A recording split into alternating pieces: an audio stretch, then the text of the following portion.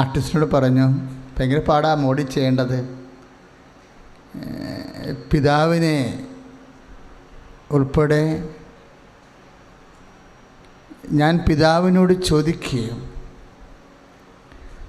നിത്യം നിങ്ങളോട് കൂടെ ആയിരിക്കാൻ മറ്റൊരാശ്വാസകനെ ഞാൻ നിങ്ങൾക്ക് അയച്ചു തരികയും ചെയ്യുമെന്ന് പറഞ്ഞ യോഹന്നാൻ 14:16 നിങ്ങളെ കുത്തിവെക്കാൻ പറഞ്ഞു. പള്ളിയുടെ മുഖവാരത്തെ കൊത്തിവെക്കാൻ പറഞ്ഞു. അങ്ങനെയാണ് വലിയ കലയൊരു പള്ളിയുടെ മുകളിലെ പിതാവിനോട് ഈശോ നമ്മൾക്ക് പരിശുദ്ധാത്മാവിനെ നൽകാൻ, നിത്യമായി നൽകാൻ വേണ്ടി ചോദിക്കുന്ന ഭാഗം കൊത്തിവെച്ചിരിക്കുന്നത്. ഈശോയെ നമുക്ക് നൽകിയത് പിതാവിൻ്റെ സ്നേഹമാണ്. പരിശുദ്ധ അമ്മ ഈശോനെ നൊന്ത് പെറ്റതും കുരിശിൻ്റെ ചുവട്ടിൽ നിന്നതും ഒക്കെ പിതാവിനോടുള്ള സ്നേഹമാണ്. ഈശോ പിരിഞ്ഞു പോകുമ്പോഴും പറഞ്ഞത്, അപ്പാ ഏൽപ്പിച്ച ജോലി ഞാൻ പൂർത്തിയാക്കിയെന്നാണ്. യോഹന്നാൻ 14:17 എഴുതിയിട്ടുണ്ടല്ലേ. ചോര വിയർക്കുമ്പോഴും എന്താ പറഞ്ഞ, അപ്പാ എന്നെ ഏൽപ്പിച്ച ജോലി ഞാൻ പൂർത്തിയാക്കി, ഭൂമിയിൽ ഞാൻ അങ്ങയെ മഹത്വപ്പെടുത്തി. കർത്താവിൻ്റെ ജോലി എന്തായിരുന്നു? പിതാവിനെ മഹത്വപ്പെടുത്തുക. അമ്മയുടെ ജോലി എന്തായിരുന്നു? പിതാവിനെ മഹത്വപ്പെടുത്തുക. നമ്മുടെ ജോലി എന്താ?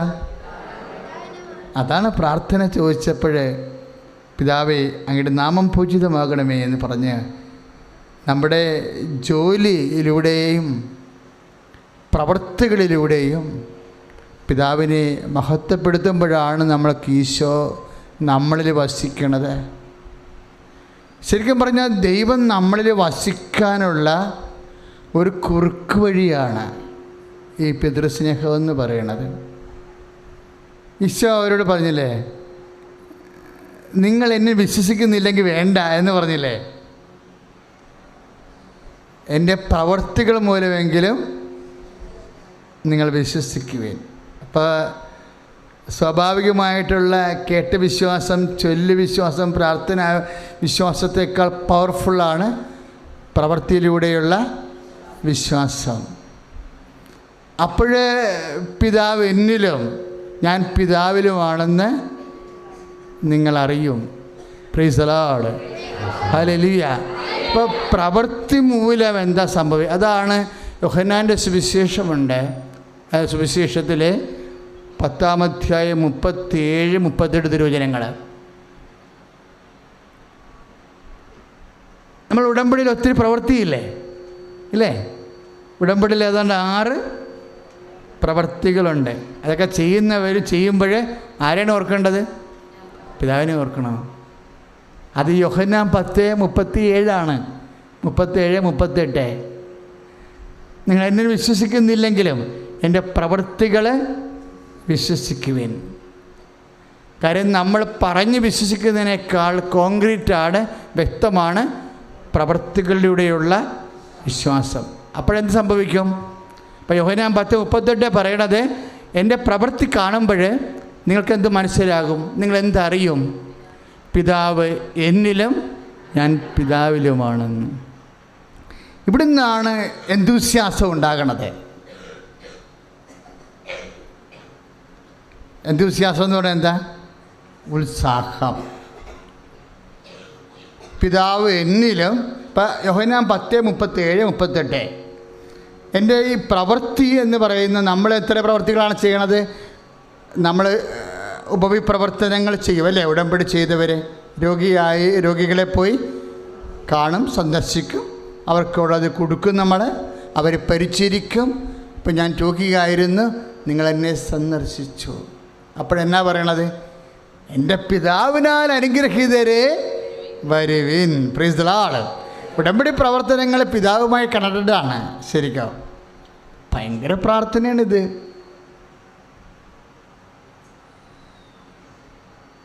ഉടമ്പടി പ്രാർത്ഥനകളെ ഇപ്പോൾ മത്തായി ശ്ലീഹായുടെ സുവിശേഷം 25-ാം അധ്യായം 35 മുതലുള്ള തിരുവചനങ്ങളല്ലേ നമ്മൾ ഉപവി പ്രവർത്തനങ്ങളിൽ വന്നിരിക്കുന്നത്.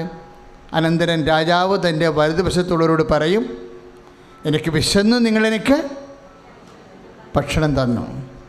എനിക്ക് ദാഹിച്ചു, നിങ്ങളെനിക്ക് കുടിക്കുവാൻ തന്നു. എനിക്ക് ദാഹിച്ചെന്നാണ് പറയണത്. അതാരാണ്? കർത്താവല്ല, പിതാവിൻ്റെ ദാഹമാണ് നമ്മളെ സമർപ്പിക്കുന്നത്. ദൈവത്തിൻ്റെ ദാഹം. ഇപ്പം മനുഷ്യൻ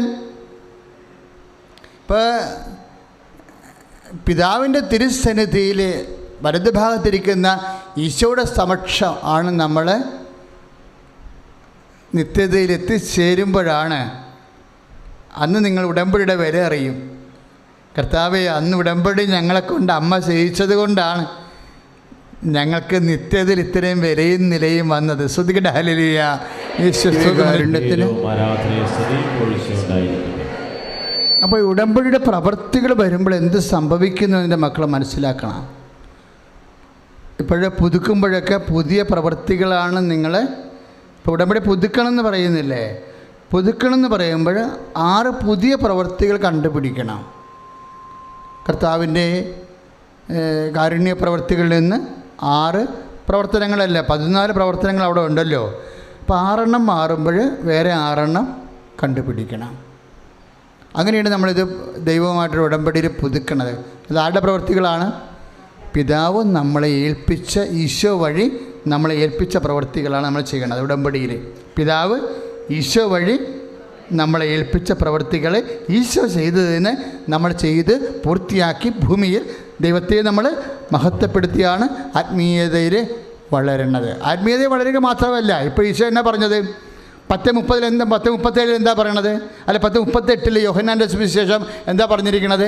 നിങ്ങൾ ഈ പ്രവൃത്തികൾ ചെയ്യുമ്പോൾ എൻ്റെ പറച്ചിൽ നിങ്ങൾ വിശ്വസിക്കുന്നില്ല, വചനം നിങ്ങൾ വിശ്വസിക്കുന്നില്ല എങ്കിലും ആ വചനം പ്രവർത്തികമാക്കുമ്പോൾ നിങ്ങൾക്ക് വിശ്വസിക്കാതെ വേറെ മാർഗം ഇല്ല.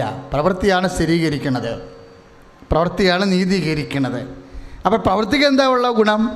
നമ്മൾ ആ പ്രവൃത്തികൾ ചെയ്യുമ്പോൾ എന്ത് സംഭവിക്കും? ഞാൻ പിതാവിലും പിതാവ് എന്നിലുമാണെന്ന് വിശ്വസിക്കുക. അപ്പോൾ ദൈവം നമ്മുടെ ഉള്ളിൽ വരണ ഒരു നടപടിയാണ് ഉടമ്പടിയുടെ പ്രേക്ഷിത. അതറിഞ്ഞുകൊണ്ട് വേണം ഈ പത്രമൊക്കെ കൊടുക്കാൻ, അതറിഞ്ഞുകൊണ്ട് വേണം രോഗികളെ ശുശ്രൂഷിക്കാൻ, അതറിഞ്ഞുകൊണ്ട് വേണം നമ്മൾ. പക്ഷെ ഇതെല്ലാം വലിയ വിശുദ്ധിയിൽ ചെയ്യണം, വലിയ സ്നേഹത്തിൽ ചെയ്യണം. ഇപ്പം കുഞ്ഞ് എന്ന് പറഞ്ഞ അച്ചായൻ സാക്ഷ്യം പറഞ്ഞില്ലേ? അപ്പം അദ്ദേഹത്തിൻ്റെ സാക്ഷ്യം വളരെ ഹൃദ്യമായ സാക്ഷ്യമാണ്. ഓരോ മൂമെൻറ്റ്സിലും അദ്ദേഹത്തിൻ്റെ ചേഞ്ച് പറയുന്നുണ്ട് അദ്ദേഹം, അല്ലേ? ഓരോ മൂമെൻറ്റ്സിലും അദ്ദേഹത്തിൻ്റെ ഉടമ്പടിയുടെ ഓരോ ഘട്ടം കഴിയുമ്പോഴും ആ മനുഷ്യൻ വിശുദ്ധീകരിക്കപ്പെടുകയും സുവിശേഷത്തിൻ്റെ സാക്ഷിയായി മാറുകയും ഒക്കെ ചെയ്യണം. എന്ന് പറയില്ല, എന്തെങ്കിലും ഇഷ്യൂ ഉണ്ടാകുമ്പോൾ ഞാനാണ് ചാടിക്കയറി വർത്തമാനം പറഞ്ഞുകൊണ്ടിരുന്നത്, ഇപ്പോൾ ഞാൻ കുമ്പിട്ടിരിക്കുക. എന്നാ കുമ്പിട്ടിരിക്കണ കാര്യം? എങ്ങാനും ഞാൻ എൻ്റെ കയ്യിൽ നിന്ന് വായി പെശകുന്ന ഒരു വാക്ക് പെശക് വീണ അമ്മയെങ്ങാനും കെറിച്ച് പോയാലോ? ദൈവഭയമാണത്. അതാണ് ജ്ഞാനത്തിൻ്റെ ഉറവിടമെന്ന് പറയണത്. ദൈവഭയമാണ്. എൻ്റെ കൂടെയുള്ള കർത്താവിനെ ഞാൻ ദുഃഖിപ്പിക്കുക. ദൈവ സാന്നിധ്യ ബോധത്തോടു കൂടി ആ മനുഷ്യൻ ജീവിച്ചെന്ന് പറയുമ്പോൾ ദാറ്റ് ഈസ് ദ കവറൻറ്റ്. അതാണ് വാഗ്ദാന പേടകം. ദൈവം അവൻ്റെ ഉള്ളിലുണ്ട്. അപ്പോൾ അവൻ വാഗ്ദാന പേടകമായി മാറിയിരിക്കുന്നു. കൈ അടിച്ച് കർത്താൻ.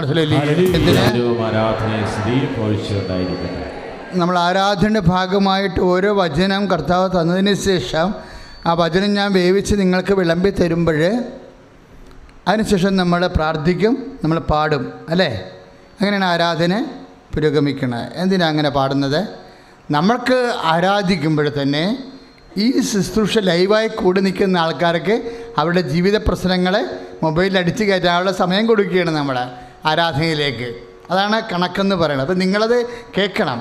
ദാറ്റ് മീൻസ് നിങ്ങളും ആരാധന കൂടുമ്പോൾ പാട്ടിൻ്റെ സമയം വരുമ്പോൾ നിങ്ങളുടെ സങ്കടം അപ്പോൾ തന്നെ ഈ ആരാധനയിലേക്ക് മൊബൈലിൽ അടിച്ച് കയറ്റണം. അപ്പോൾ എന്താണ്? അതെല്ലാം ആരാധനയിലേക്ക് നമ്മൾ ഒരുമിച്ചല്ലേ ആരാധിക്കണത്. ഉടമ്പടി എടുത്ത ആൾക്കാരെല്ലാം ഒരുമിച്ചാണ് ആരാധിക്കണത്.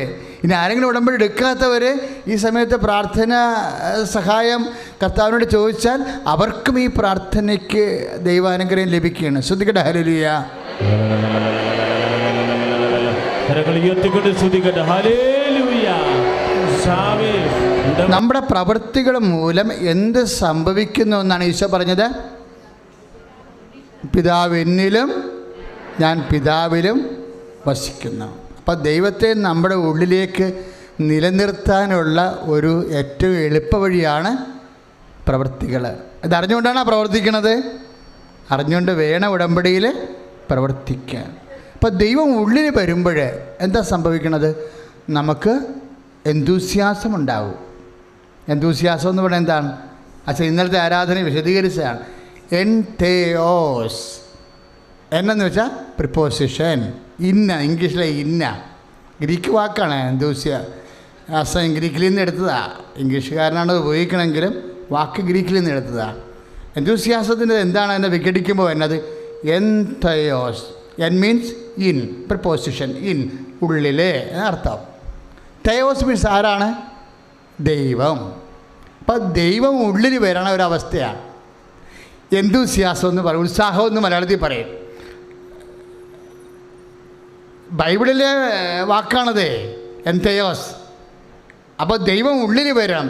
ദൈവം ഉള്ളിൽ വരുമ്പോൾ ഉണ്ടാകുന്ന ഉത്സാഹമാണ് പരിശുദ്ധ അമ്മയ്ക്കുണ്ടായിരുന്നത്, അപ്പോസ്തലന്മാർക്കുണ്ടായിരുന്നത്. എല്ലാം ആ ഉത്സാഹമാണെന്ന് പങ്കുപറ്റേണ്ടത്. അവർക്കെല്ലാം ഉത്സാഹമില്ലേ?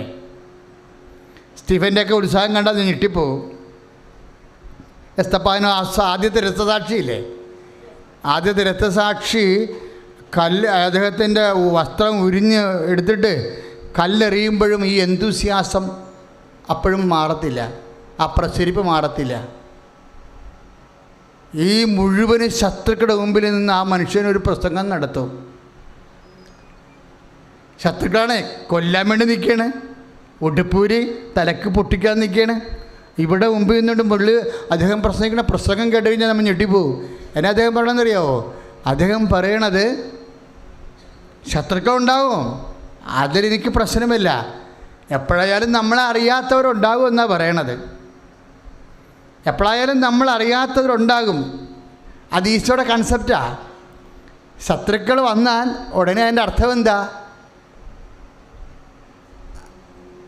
നമ്മളെ അറിയാത്തവരുണ്ടാകുമ്പോഴാണ് ശത്രുക്കൾ ഉണ്ടാകണത്. നമ്മുടെ ജീവിതം അറിയത്തില്ല, നമ്മുടെ സ്വഭാവം അറിയത്തില്ല, നമ്മളെ ഒന്നും അറിയത്തില്ല. സ്റ്റീഫൻ അതാണ് ഈ ശത്രുക്കളെ കാണുമ്പോൾ പറയണത്. എന്താ പറയണത്? ജോസഫിനെ അറിയാത്ത ഒരു അധികാരി ഉണ്ടായി. ഇവിടെ ഈജിപ്തിലെ കാര്യം പറയുകയാണ്. ജോസഫിനെ അറിയാത്ത ഒരു അധികാരി ഉണ്ടായി. പ്രസംഗമാണ് അദ്ദേഹത്തിൻ്റെ. ശത്രുക്കളെ കാണുമ്പോൾ ഈശോയും പറഞ്ഞത് എന്താണ്? അറിയാത്തത് കൊണ്ടാണ് ഇങ്ങനെ ഉപദ്രവിക്കണമെന്നാണ് പറയണത്. ആരെങ്കിലും ഉപദ്രവിക്കുന്നുണ്ടെങ്കിൽ ഓർക്കേണ്ട ഇതാണ്, അറിവിൻ്റെ ഒരു പോരായ്മ ഉണ്ട്. അപ്പോഴും നിങ്ങൾ മനസ്സിലാക്കേണ്ടത് എന്താണ്? മനുഷ്യന്മാർക്ക് അറിയുന്നില്ലെങ്കിൽ നിങ്ങളെ ആർക്കറിയാം? ദൈവത്തിനറിയാം. അതുകൊണ്ട് ഒരു ശത്രുത അയൽവാസികളിൽ നിന്ന് ശത്രുത ഉണ്ടാകാം, ഓഫീസിൽ നിന്ന് ശത്രുത ഉണ്ടാകാം, എവിടെ നിന്നും ഉണ്ടാകാം ശത്രുത. ഏത് സമയത്തും ശത്രുത ഇല്ലാതെ ഒരു മനുഷ്യന് ഇവിടെ സർവൈവ് ചെയ്യാൻ പാടാണ്. ശത്രുത ഇല്ലാതെ കാര്യം എന്ത്? ശത്രുത വരുന്നത് എന്തുകൊണ്ടാണ്? നമ്മുടെ സത്യാവസ്ഥ അറിയാത്തത്. അതാണ് ഈശോയും പറയുന്നത്, പിതാവേ അവർ ചെയ്യുന്നത് എന്തെന്ന് അവർ അറിയുന്നില്ല. അറിവിൻ്റെ ഒരു കുറവുണ്ട്. അറിവിൻ്റെ കുറവ് നമുക്കുണ്ടാകണം തന്നെയല്ല, ആർക്കുണ്ടായാലും സ്വാഭാവികമായിട്ട് അവരിൽ നിന്ന് നമുക്ക് പീഡനങ്ങളും പ്രയാസങ്ങളും ഉണ്ടാകും. പക്ഷേ എപ്പോഴും അറിവിൻ്റെ കുറവുണ്ടാകുമ്പോഴേ ജോസഫിനെ അറിയാത്ത അധികാരികൾ, അതുപോലെ അറിയാത്ത മാനേജർമാർ, ഓഫീസിൽ നിങ്ങളെ അറിയാത്ത വീടുകളിൽ നിങ്ങളെ അറിയാത്ത അയൽവാസികൾ, ഇങ്ങനെ അറിയാത്ത ആൾക്കാരൊക്കെ വരുമ്പോൾ സ്വാഭാവികമായിട്ടും നിങ്ങൾക്ക് ടെൻഷൻ ഉണ്ടാകും. പക്ഷെ അതിക്ക് മുമ്പ് ഒരു വചനം സ്റ്റീഫൻ പറയുന്നുണ്ട്. എന്താ പറയണത്? എബ്രഹാത്തിനോട് ദൈവം ചെയ്ത വാഗ്ദാനം പ്രാപിക്കാൻ കാലമായപ്പോഴാണ് ഈ അറിയാത്ത അധികാരികളുണ്ടായെന്ന്. കൈയിട്ടിച്ച് കർത്താവ് ഹല്ലേലൂയ, യേശുവേ സ്തോത്രം, ഹല്ലേലൂയ, സ്തുതിക്കട്ടെ, ഹല്ലേലൂയ. ഇന്ന ആൾക്കാർ കർത്താവിൻ്റെ വചനം ശ്രദ്ധിക്കണം. ഏത് വചനമാണത്? നടപടി പുസ്തകം 7:17 തൊട്ട് 20 വരെ വചനങ്ങൾ. നടപടി പുസ്തകം 7:17 മുതൽ 20 വരെയുള്ള വചനങ്ങൾ. എന്താ പറയണത്? സ്റ്റീഫനാണ് അവിടെ രക്തസാക്ഷിയായിട്ട് നിൽക്കുന്നത്. സ്റ്റീഫന് ചുറ്റും എന്താണ്? ഗൊഗ്ഗോ പിടിച്ചുകൊണ്ട് തലയെറിഞ്ഞ് പൊട്ടിക്കാൻ വേണ്ടി ചിത്തയും പിടിച്ച് നിൽക്കുകയാണ്. അടുത്ത നിമിഷങ്ങൾ സ്റ്റീഫൻ്റെ മരണമാണ്. പക്ഷേ ഈ മരണത്തിനും ശത്രുക്കളുടെ മുമ്പിൽ നിന്നുകൊണ്ട് ഈ മനുഷ്യൻ എൻതൂസിയാസ്റ്റിക്കാണ്. എന്താ കാര്യം? അവൻ്റെ ഉള്ളിൽ ദൈവമുണ്ട്. അതുകൊണ്ട് ദൈവമാണ് അവൻ്റെ ഉള്ളിൽ നിന്ന് സംസാരിക്കണത്. പതറാതെ സംസാരിക്കണം. കേട്ടില്ലേ? എന്താണ്? ഇങ്ങനെ ഏതെങ്കിലും കാലത്ത് നിൻ്റെ ജീവിതത്തിൽ ശത്രുക്കൾ വന്നാൽ, അല്ലെങ്കിൽ ജീവിതം പ്രതികൂലമായി മാറിയാൽ,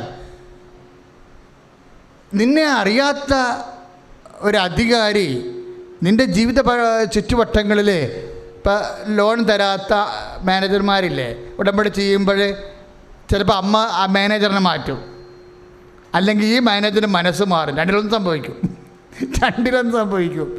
എത്ര സാക്ഷിയാണ് നമ്മൾ കേട്ടത്? അപ്പം അറിയാത്ത അധികാരികളുണ്ടാവും. അറിയാത്ത അധികാരികൾ എംബസിയിലുണ്ടാവും, വിസ പ്രോസസ്സിങ്ങിലുണ്ടാവും. ഇതൊരു നിസ്സാര കാര്യമല്ല. ബൈബിൾ എക്കാലത്തേക്കും ഉള്ള എഴുത്തല്ലേ? അപ്പം എല്ലാ ദിവസവും ദൈവം എഴുതണില്ലല്ലോ. പിന്നെ എങ്ങനെയാണ്? ഓരോരോ കാലത്ത് ദൈവത്തിൻ്റെ ജനം ദൈവത്തിൻ്റെ അടുത്ത് വരുമ്പോൾ എന്തുകൊണ്ട് PR താമസിക്കുന്നു? എന്തുകൊണ്ട് എമിഗ്രേഷൻ താമസിക്കുന്നു? എന്തുകൊണ്ടാണ് എംബസിയിൽ ബ്ലോക്ക് വന്നിരിക്കുന്നത്? എന്തുകൊണ്ടാണ് ഏജൻസിക്ക് കാര്യങ്ങൾ മനസ്സിലാകാതെ ഇപ്പോഴും കൈമലത്തണത്? കാശ് വാങ്ങിച്ചിട്ട് അറിയാത്ത അധികാരികൾ എവിടെയോ വന്നിട്ടാണ്. അറിയാത്ത അധികാരികൾ വരുമ്പോൾ നമ്മളെന്താ ചെയ്യേണ്ടത്? അതിന് മുമ്പ് സ്റ്റീഫൻ പറഞ്ഞൊരു വാക്കുണ്ട്, അത് ഓർക്കണം. എന്താണ്? എബ്രാഹത്തോട് ദൈവം ചെയ്ത വാഗ്ദാനം പ്രാപിക്കാൻ കാലമാകുമ്പോഴാണ് അറിയാത്ത അധികാരികൾ വരണത്. അതാണ് നടപടി പുസ്തകം 7:17. എബ്രാഹത്തോട് പറഞ്ഞ് ദൈവം ചെയ്ത വാഗ്ദാനം പ്രാപിക്കാൻ കാലമായപ്പോൾ. അപ്പം അനുഗ്രഹത്തിൻ്റെ കാലമായെന്നതിൻ്റെ അർത്ഥം നീ എന്താ ഇപ്പം ചെയ്യേണ്ടത്? ഇക്കാലത്ത്. എന്നിട്ട് അടുത്ത വചനം എന്താണ് പറയണത്? ഇക്കാലത്ത് മോശസ് ജനിച്ചു. കൈയിടിച്ച് കർത്താവ്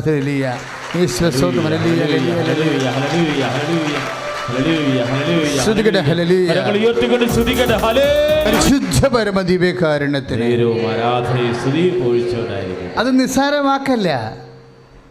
എവിടെയെങ്കിലും നിന്റെ സാഹചര്യം പ്രതികൂലമാകുമ്പോൾ,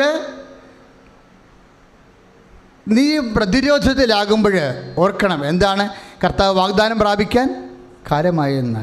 ദൈവം കൈവിട്ടെന്നല്ല പറയേണ്ടത്. കർത്താവിൻ്റെ വാഗ്ദാനം പാലിക്കാൻ കാലമായി. നിന്നെ രക്ഷിക്കാനുള്ള ആൾ ആഗതമാകാൻ, മോശം ജനിക്കാൻ കാലമായി. മോശം ജനിക്കണ എപ്പോഴാണ്? മോശം ജനിച്ചത് എന്തിനാണ്? ചെങ്കടലിലൂടെ പോലും വഴി തെളിക്കാൻ വേണ്ടി മോസസിൻ്റെ ദൈവത്തിൻ്റെ പ്രവാചകനാണ് ജനിച്ചിരിക്കുന്നത്. അതാണ് ഐസയ 43:16. ചെങ്കടലിൽ വഴി തെളിക്കുകയും പെരുവെള്ളത്തിൽ പാതയൊരുക്കുകയും ചെയ്യുന്ന കർത്താവ്. ആ കർത്താവ് ആരിലൂടെയാണ് ജയിച്ചത്? മോസസിലൂടെ. നിന്റെ വഴിമുട്ടുമ്പോൾ ഓർക്കണം ദൈവവേദനെ, നിന്റെ വഴി തെളിക്കാൻ വേണ്ടി ദൈവം ഈ വിഷയം ഏറ്റെടുത്തിരിക്കുന്നു. കൈ അടിച്ച് കർത്താവ് പരിശുദ്ധ പരമ ദിവ്യകാരുണ്യത്തിന് ഇതൊക്കെ വിശ്വസിക്കണതിന് നീ എടുക്കണ സമയമാണ് നിന്റെ ദൈവാനുഭവത്തിൻ്റെ സമയമെന്ന് പറയണത്. ഇപ്പം അച്ഛൻ പറഞ്ഞ കാര്യങ്ങളില്ലേ, ഇതൊക്കെ പറഞ്ഞുകൊണ്ടിരിക്കുന്ന സമയത്ത് സ്റ്റീഫൻ്റെ മുഖം എന്തായി? ദൈവദൂതനെ പോലെ ശോഭിച്ചു. കാര്യം എന്താണ്? ഈ മുഖശോഭയില്ലേ, ഇത് പറഞ്ഞുകൊണ്ടിരിക്കുന്ന സമയത്ത് അവൻ്റെ മുഖം ഒരു ദൈവദൂതനെ പോലെ, മുഖം കറുത്തില്ല. ശത്രുക്കളെ കണ്ട് കറുത്തില്ല, ചകാമ്പുകണില്ല, അവർ തെറിയാണല്ലോ പറയണമെന്ന് വിചാരിച്ചുകൊണ്ട് മുഖം കറുത്തില്ല. ദൈവദൂതനെ പോലെ മുഖം ശോഭിച്ചു. ഒരു വിശ്വാസത്തിൻ്റെ അടയാളമെന്ന് പറയുന്നത് എന്താണ്? മുഖശോഭയാണ്. പിന്നെ മെനക്ക് നടക്കണതാണ്. ഒരു ആൾ വിശ്വസിക്കുന്നു എന്ന് പറഞ്ഞാൽ അയാൾ പെട്ടെന്ന് വിശ്വസിക്കുന്നവരുണ്ട്, സ്പീഡ് വിശ്വാസമുള്ളവരുണ്ട്. ആ വിശ്വാസത്തിൻ്റെ ലക്ഷണങ്ങൾ എന്താ? വിശ്വാസത്തിൻ്റെ ലക്ഷണങ്ങളുണ്ട്. എന്താണ്? മുഖം ശോഭിച്ചിരിക്കും. സ്റ്റീഫൻ്റെ മുഖം ശോഭിച്ചു. 7:55 എന്താ പറയണത്? നടപടി പുസ്തകം 7:55 അവൻ്റെ മുഖം ഒരു ദൈവദൂതനെ പോലെ ശോഭിച്ചു. മുഖം മാത്രമല്ല, ദൈവത്തിൻ്റെ തിരുമനസ്സിന് കീഴ്പ്പെട്ട് കഴിഞ്ഞാൽ ആദ്യം ചെയ്യണത് എന്താണ്? മനുഷ്യൻ അവൻ വെടിപ്പായിട്ട് കുളിക്കും. ഈ കുളിക്കണത്, നല്ല വസ്ത്രം ഇടുന്നതൊക്കെ സീരിയൽ നടിമാർക്കുള്ള പരിപാടിയല്ല, നമ്മൾക്ക് വിശ്വാസികൾക്കുള്ള പരിപാടിയാണ്. വൺസ് നമ്മൾ ദൈവ തിരുമനസ്സിനോട് യോജിക്കുന്നുണ്ടെങ്കിൽ നമ്മൾ കുളിക്കും ആദ്യം. പിന്നെ എന്ത് ചെയ്യും? നല്ല സെൻ്റ് അടിക്കും, നല്ല വസ്ത്രം അടിക്കും. പിന്നെ എന്ത് ചെയ്യും? സെൻ്റ് അടിക്കും. ഇതെല്ലാം ബൈബിളുള്ളതാണ്. നമ്മുടെ കൾച്ചർ മാറിപ്പോവും. Faith is a culture.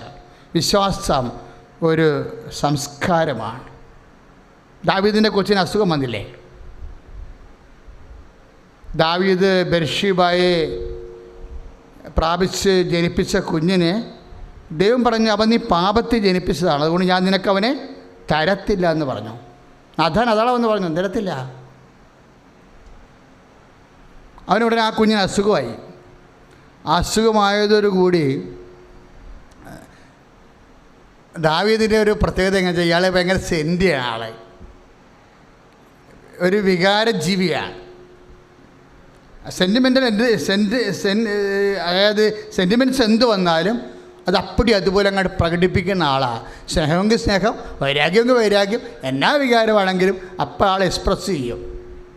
ആളെന്ത് ചെയ്ത്, കൊച്ചിന് അസുഖമായപ്പോൾ കർത്താവിൻ്റെ തിരുസന്നിധിയിൽ കണ്ണീരോടെ കൊച്ചിൻ്റെ ജീവന് വേണ്ടി ആ മനുഷ്യൻ കെഞ്ചനുണ്ട്. എന്താ ചെയ്തത്? ചാരം വാരി മേത്തിട്ട്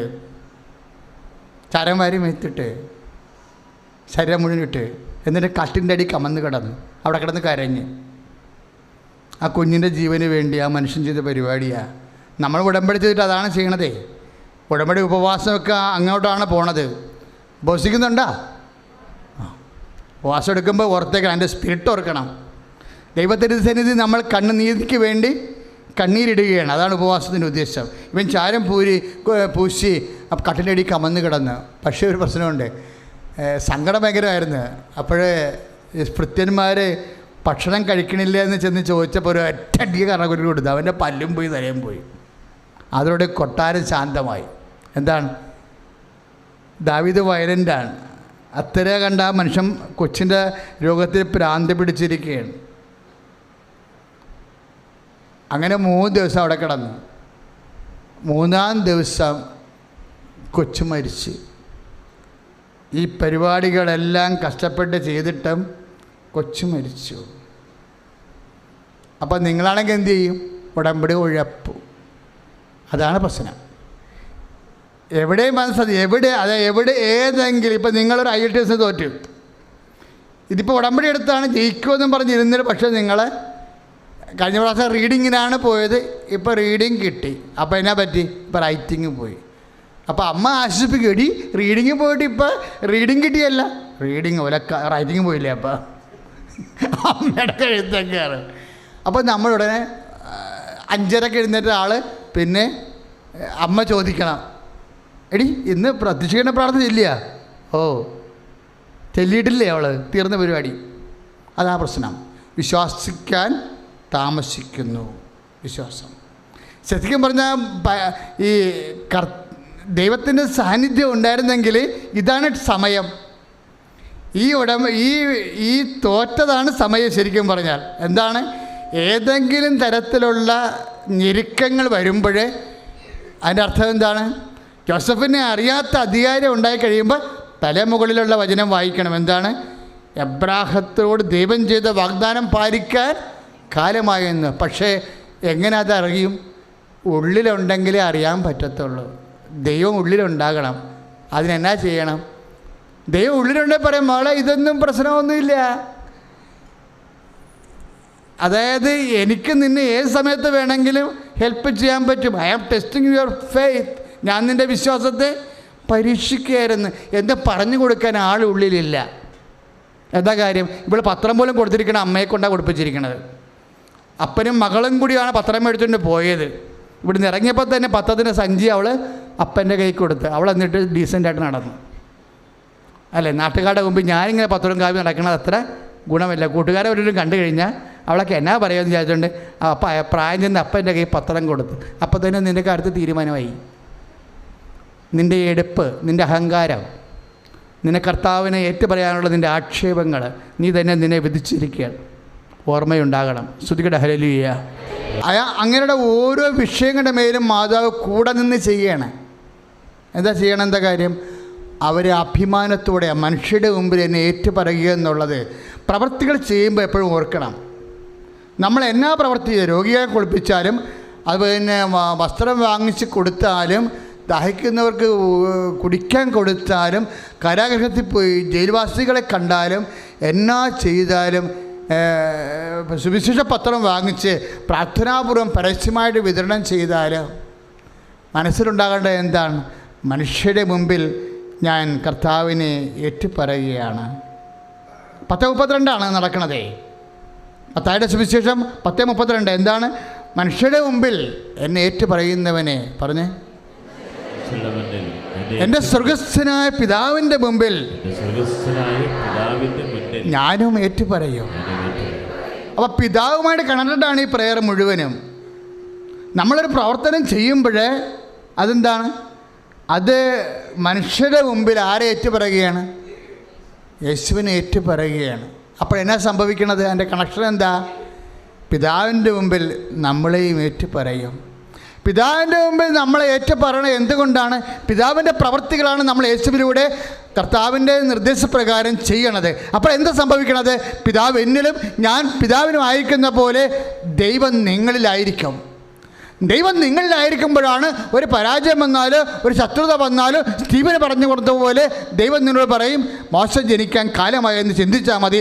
സമുദ്രത്തിലൂടെ വഴിവെട്ടാൻ കാലമായി, പെരുവെള്ളത്തിലൂടെ പാത ഒരുക്കാൻ കാലമായി. സന്തോഷിക്കുക ദൈവപൈതലേ എന്ന് സ്തുതിക്കട്ടെ. Hallelujah, hallelujah, hallelujah, hallelujah, hallelujah.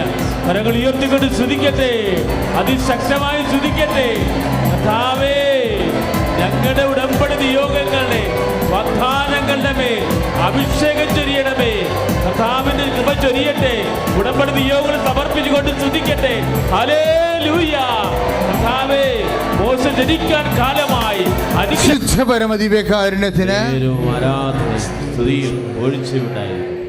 അപ്പോൾ എല്ലാം നമ്മുടെ സന്തോഷമെല്ലാം ഇൻ്റർകണക്റ്റഡാണ്. ശരിക്കും പിതാവ് എന്നിൽ വസിക്കണതാണ് ഈ പ്രവർത്തനത്തിൻ്റെ നെറ്റ് റിസൾട്ട് എന്ന് പറയണത്. അപ്പോൾ ദൈവം എന്നിൽ വസിക്കുമ്പോൾ എന്തുണ്ടാകുമെന്നാണ് പറഞ്ഞത്? എന്തൂസിയാസം ഉണ്ടാകും, ഇൻതയോസ്. ദൈവം ഉള്ളിൽ വസിക്കുമ്പോൾ, ദൈവം ഉള്ളിൽ വസിച്ചു കഴിഞ്ഞാൽ സമർപ്പണം ചെയ്യുമ്പോൾ അങ്ങനെ സംഭവിക്കണേ. സമർപ്പണം. ഇപ്പം നമ്മൾ പരീക്ഷയ്ക്ക് തോറ്റു, അല്ലെങ്കിൽ നമ്മൾ വളരെ കരുതലോടെ ഉറപ്പിച്ചിരുന്ന കല്യാണം വിട്ടുപോയി. സമർപ്പണമുള്ള വ്യക്തികളാണെങ്കിൽ അങ്ങനെ എന്തെങ്കിലും വിട്ടുപോകുമ്പോൾ എന്നാ ചെയ്യേണ്ടത്? സമർപ്പിക്കണം. കൈ വിട്ടുപോയാൽ എന്ത് ചെയ്യണം? എന്ത് ചെയ്യണം? സമർപ്പിക്കണം. സമർപ്പിക്കണമെന്നല്ല, സമർപ്പിക്കാൻ വേണ്ടിയാണ് കൈവിട്ടു പോണത്. പിടിയോ? എന്തെങ്കിലും നിങ്ങളുടെ കൈവിട്ടുപോയി, അപ്പോൾ ഉടനെ എന്ത് ചെയ്യണം? സമർപ്പിച്ചേക്കണം. എന്തിനാണ് കൈവിട്ട് പോണത്? എന്തിനാണ്? സമർപ്പിക്കുന്നു എന്നുള്ള ഭാഷയാണ് ദൈവം നമ്മോട് പറയണത്. ഇത് ഫുൾ ആൻഡ് ഫുൾ, നീ ഇതിലൊന്നും എടുക്കാതെ ദൈവ തിരുമനസ്സിനെ നിറവേറ്റുക എന്ന് വെച്ചാൽ സ്വർഗസ്ഥനായ പിതാവേ എന്നുള്ള പ്രാർത്ഥന ചൊല്ലൽ മാറ്റിയിട്ട് ചെയ്യാൻ പറഞ്ഞിരിക്കുക.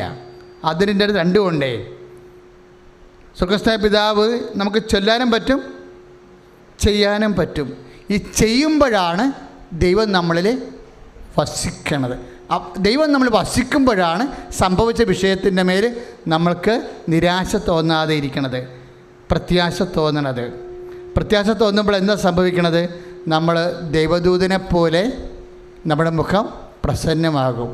നിനക്ക് സമർപ്പണം ഇല്ലെന്നുണ്ടെങ്കിൽ നീ മുഖവും കറുത്ത് നടക്കും. വണ്ടി പോയിരിക്കുമ്പോഴും നീ മുഖവും കറുത്തുകൊണ്ട് അവിടെ ഇരിക്കും. എന്താണ്ടോ താനിങ്ങനെ ഇരിക്കണത് എന്ന് ചോദിക്കുമ്പോൾ പറയും, ഇപ്പം 4ാമത്തെ പ്രാവശ്യമാണ് ഇവിടെ വരുന്നത്, ഇപ്പോഴും 1ാമത്തെ കാര്യം നടന്നിട്ടില്ല എന്ന് പറയും. മുഖം കറുത്തിരിക്കും. തരുമനസ് നിനക്ക് ഇപ്പോഴും ഒരു സംശയമുണ്ട്, നടക്കുമോ ഇല്ലയോ, കൈവിട്ട് കളിക്കണോ? അതാണ് പ്രശ്നം. പത്രത്തിൻ്റെ കാര്യത്തിലായാലും പ്രേക്ഷിത പ്രവർത്തനത്തിൻ്റെ കാര്യത്തിലായാലും ഇന്ന് നീ ഇവിടെ ആരാധന കൂടിയത് കാരണം വീട്ടിൽ പോയി കിടന്ന് ഉറങ്ങും. ആ പ്രത്യക്ഷിക്കുന്ന പ്രാർത്ഥന എങ്ങനെയെങ്കിലും കാട്ടിക്കൂട്ടി വെച്ച് ഒറ്റ ഉറപ്പ്. എന്താ ചോദിക്കണം? ഇല്ല, ഇന്ന് ആരാധനക്ക് പോയല്ലേ, ഇന്നിപ്പോൾ കുടുംബ പ്രാർത്ഥന ആവശ്യമുണ്ടാകുന്നു. കുടുംബ പ്രാർത്ഥന വരെ വെച്ചുകൊണ്ട് വിലപേശും നമ്മൾ ദൈവത്തിൻ്റെ സന്നിധിയിൽ.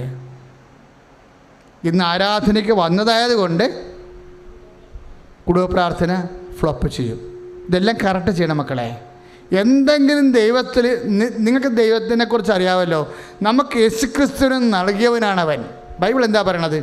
നമുക്ക് യേശുക്രിസ്തുവിനെ പോലും നൽകിയവൻ, അവനോടുകൂടി സമസ്തവും നമുക്ക് നൽകുകയില്ലേ? അപ്പം അങ്ങനെ വരുമ്പോൾ ഈ 8:32 റോമ വായിക്കുമ്പോൾ എപ്പോഴും നമ്മൾ ശ്രദ്ധിക്കേണ്ട വിഷയം വെച്ചാൽ, എന്തായാലും ശരി എനിക്ക് യേശുക്രിസ്തുവിന് നൽകിയവനാണ് എൻ്റെ പിതാവ്. അപ്പോൾ എൻ്റെ നിസ്സാരമായ കാര്യങ്ങൾ എനിക്ക് വലുതാണ്, പക്ഷേ ദൈവത്തിന് അത് എപ്പോൾ വേണമെങ്കിലും ചെയ്യാം. അതുകൊണ്ട് കൈവിട്ട കളിയെല്ലാം കയ്യിൽ നിന്ന് വിട്ടുപോയെന്ന് തോന്നിയാൽ എന്തു ചെയ്യണം? ഇപ്പോൾ ചില പറയണ്ട വെച്ചാൽ ഈ ഒരു ചിട്ടി മാത്രമാണ് എൻ്റെ ഒരു ആശ്രയം. അത് പോയാൽ സ്വാഭാവികമായിട്ട് സിമൻറ്റുകാരനും കല്ല് തന്നവനൊക്കെ എൻ്റെ വീട്ടിൽ വന്ന് കുത്തിയിരിക്കും. അപ്പം ഞാൻ അതിനാണ് ഈ ഉടമ്പടി ഇങ്ങനെ മസിലി പിടിച്ച് കൂടിക്കൊണ്ടിരിക്കുന്നത്. ഞാൻ പുറത്തിറങ്ങിയപ്പോൾ തന്നെ പറഞ്ഞ ചിട്ടി വീണില്ലെന്ന് ഭർത്താവ് വിളിച്ച് പറഞ്ഞു. അതോടുകൂടി പിന്നെ ഞാൻ ഐസായിട്ടിരിക്കുകയാണ്. പിന്നെ കൊന്തയിലേക്ക്, സാധാരണ കൊന്തഞ്ചേരിക്കൊണ്ടാണ് ഞാൻ വീട്ടിലോട്ട് പോയിക്കൊണ്ടിരുന്നതേ. ഇന്ന് ഞാൻ കൊന്തഞ്ചേരിക്കൊണ്ടല്ല പോകണത്. എന്താണ്? ഭർത്താവ് വിളിച്ച് പറഞ്ഞ് ചിട്ടി വീണിട്ടില്ലെന്ന്. ഇനി എന്ത് പോയിലാണ് കർത്താവ് കൊണ്ടാകാൻ പോണതെന്ന് വിചാരിച്ചുകൊണ്ടാണ്. അപ്പോഴെൻ്റെ മക്കൾ മനസ്സിൽ എന്തുണ്ടായാലും എൻ്റെ കർത്താവ് അറിയാതെ ഉണ്ടാവത്തില്ല. അതെപ്പോഴും നമ്മൾ മനസ്സിലാവേണ്ടതാണ്. ഒരു നാണയത്തൊട്ട് 2 കുരുവികൾ വിൽക്കപ്പെടുന്നില്ലേ? അതിലൊന്നുപോലും എൻ്റെ സ്വർഗസ്ഥനായ പിതാവ് അറിയാതെ താഴെ വീഴുന്നത്. എന്ത് വീഴ്ചയുണ്ടെങ്കിലും, ലുക്ക 12:7, എന്നാ വീഴ്ചയുണ്ടെങ്കിലും എൻ്റെ കർത്താവ് അറിയുമെന്ന് വിചാരിച്ചാൽ മുഖം നമുക്ക് ദൈവദൂതന്മാരെ പോലെ പ്രകാശിക്കും, ഇല്ലേ? എൻ്റെ കർത്താവ് അറിഞ്ഞിട്ടാണ് എൻ്റെ കൊച്ചു മരിച്ചത് എന്ന് ദാവീദ് കട്ടിൻ്റെ അടിയിൽ കിടന്ന് കരഞ്ഞുകൊണ്ട് ചാരത്തിൽ പൊതിഞ്ഞ് കിടന്ന് ദാവീദ് പെട്ടെന്ന് മനസ്സിലായി, കൈവിട്ട് പോയി, കൊച്ചു മരിച്ചു പോയി.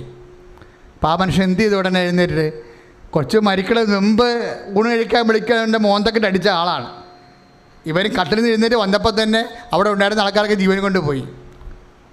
ദാവീദ് കൂട്ടാക്കിയില്ല. ദാവീദ് എന്നെത്താൻ പോയി കുളിമുറിയിൽ പോയിട്ട് നന്നായിട്ട് കുളിച്ചു. പിന്നെ എന്ത് ചെയ്തു? 5 കാര്യമാണ് ആ മനുഷ്യൻ ചെയ്തത്. ദൈവം ഒരു പരാജയം തിരിച്ചു കഴിഞ്ഞപ്പോൾ 5 കാര്യമാണ് ദാവീദ് ചെയ്തിരിക്കുന്നത്. 2 സാമുവേൽ 12:20, 2 സാമുവേൽ 12:20 മുതലുള്ള വചനങ്ങൾ. എന്താണ്? 5 കാര്യം ചെയ്ത്. എന്താണ്? 1 കുളിച്ചു മിടുക്കായിട്ട്, 1 വെടിപ്പായിട്ട് കുളിച്ചു. 2ാമത്തെ എന്താണ്? സെൻ്റടിച്ച്. കാര്യം ഞാൻ ഫ്രഷാണെന്നുള്ളതാണ്. എന്നെ ഇത് ബാധിച്ചിട്ടില്ല. എന്താ കാര്യം? ഞാനത് കർത്താവിന്, എൻ്റെ പരാജയം ഞാൻ കർത്താവിന് ഏൽപ്പിച്ചു. സെൻറ്റ് പൂശിന് ആൾക്കാരെ പിടിക്കാനൊന്നുമല്ല. സെൻറ്റ് പൂശുമ്പോൾ എൻ്റെ പിന്നിലുള്ള ബൈബിളിക്കൽ കൊണോട്ടേഷൻ എന്താണ്? ഞാൻ എൻ്റെ കർത്താവിന് സമർപ്പിച്ചു. I am fresh. എനിക്ക് നിരാശയില്ല, എനിക്ക് സങ്കടമില്ല. ലോകത്തിൻ്റെ ഒരു കാര്യത്തിനും എന്നെ പരാജയപ്പെടുത്താൻ പറ്റത്തില്ല. എന്താ കാര്യം? ഞാൻ കർത്താവിൻ്റെ കൂടെയാണ്. കാര്യം സങ്കടങ്ങളൊക്കെ വരുമ്പോഴേ ബൈബിളത് തിരുത്തും. സങ്കടങ്ങൾ വന്നാൽ ഇപ്പോൾ റാഹേൽ പ്രസവിച്ചു. എഫ്രായിമിൽ വെച്ച് ബത്ലഹേമിലേക്കുള്ള വഴിയിൽ വെച്ചാണ് റാഹേൽ പ്രസവിച്ചത്. പ്രസവിച്ച ഉടനെ ബെനൂനോ എന്നും പറഞ്ഞാണ് നിലയം വിളിച്ചുകൊണ്ടാണ് റാഹേൽ പ്രസവിച്ചത്. ബെനൂനോ എന്നുവെച്ചാൽ എൻ്റെ സങ്കടത്തിൻ്റെ പുത്ര എന്നാണ് വിളിച്ചത്. അവൾ മരിച്ചു. ആ വാക്ക് പറഞ്ഞ അവൾ മരിക്കണത് റാഹേലി. ബെനൂനോ എന്ന് ആ കൊച്ചിനെ വിളിച്ച് പ്രസവിച്ചുകൊണ്ടിരിക്കുന്ന സമയത്താണ് മരിച്ചത് റാഹേലി. ആ ബെനൂനോയുടെ അർത്ഥം എന്താ? എൻ്റെ സങ്കടത്തിൻ്റെ പുത്ര. റാഹേൽ മരിച്ചു. യാക്കോബ് റാഹേലിനെ ഒരു സ്മാരകം ഉണ്ടാക്കി അവിടെ.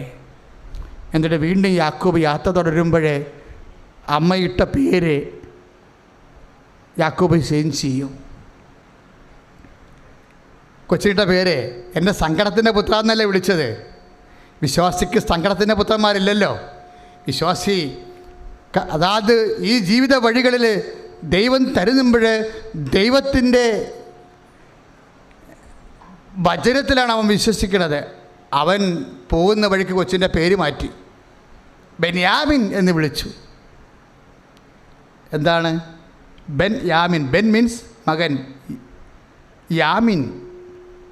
ഇപ്പം ബെഞ്ചമിനൊക്കെ ഇല്ലേ, ആ വാക്കിൽ നിന്ന് വന്നതാ ബെന്യാമിൻ. എന്താണ്? The son of the right hand. Right hand ആരാണ്? ദൈവം, ദൈവത്തിൻ്റെ പുത്രാൻ. കൈയിടിച്ച് കർത്താവ്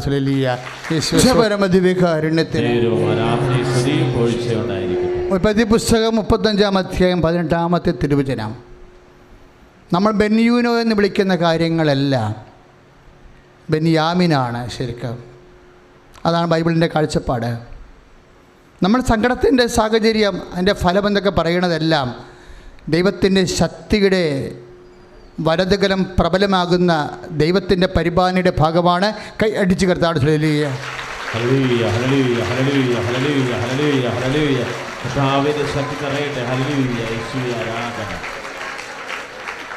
അതുകൊണ്ടാണ് ദാവീദ് കുളിച്ചത്, അതുകൊണ്ടാണ് ദാവീദ് സെൻ്റ് പൂശിയത്, അതുകൊണ്ടാണ് ദാവീദ് നല്ല വസ്ത്രങ്ങൾ അണിഞ്ഞെന്നാണ് പറയണത്. 2 സാമുവേൽ 12:20 ദാനിയേൽ നല്ല വസ്ത്രങ്ങൾ അണിഞ്ഞു. മക്കളെ, പട്ടിണിയാണെങ്കിലും ചിട്ടി വീണില്ലെങ്കിലും മര്യാദക്ക് ജീവിക്കണേ. നമ്മൾ ദൈവത്തിൻ്റെ മക്കളാണ്. ഒന്നിനോട് നമ്മൾ പരാജയപ്പെടുത്തുക. എനിക്ക് പനിയാണെങ്കിൽ, ചില ആൾക്കാരുണ്ട്, അച്ഛാ എനിക്ക് പനിയാണെങ്കിലും ഞാൻ തണുപ്പുള്ളത്തിൽ കുളിക്കുമെന്ന് പറയും. ഇത്ര അവർ ഫ്രഷാകുമെന്നാണ് പറയണത്. നമ്മൾ ഫ്രഷ്നെസ്സും വിശ്വാസം, faith and freshness very serious സബ്ജക്റ്റാണ്. Faith and freshness. അതായത് വിശ്വാസിയാണ് നീയെങ്കിൽ ഒന്നിൻ്റെ മുമ്പിൽ നീ അറവ് പറയത്തില്ല, എല്ലാത്തിനും അതിജീവിക്കും. വിശ്വാസി അടിയറവ് പറയാനുള്ളതല്ല, വിശ്വാസത്താൽ അതിജീവിക്കാനുള്ളവനാണ്. കൈ അടിച്ച് കർത്താവ്.